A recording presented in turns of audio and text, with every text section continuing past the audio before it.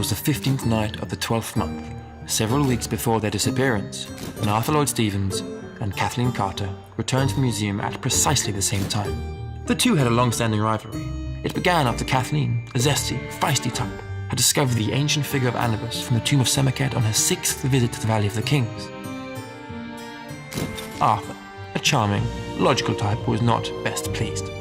Shortly afterwards, he returned with the battle shield of Kamos, and so Miss Carter, who was not one for self-abasement, was also not best pleased.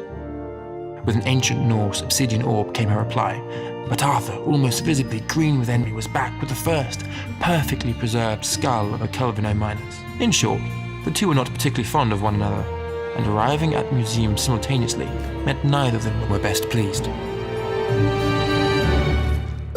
However, what followed changed everything.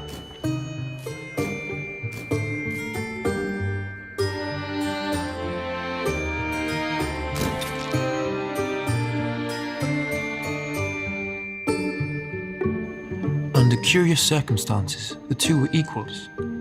But how could something so similar be found so far apart, and yet at exactly the same time? Weeks passed, and the night seemed to grow darker and colder with the enigma. The puzzle toyed with both Arthur and Kathleen, mocked them.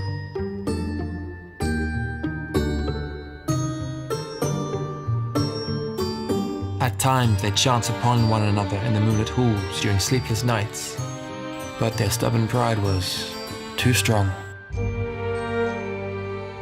Desperate for clues, they each turned to the museum. Page by page, specimen by specimen.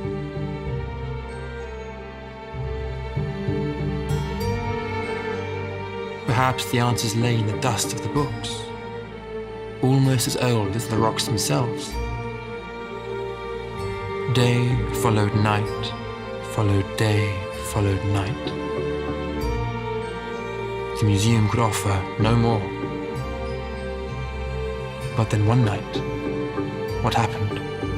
Only Arthur and Kathleen will never know.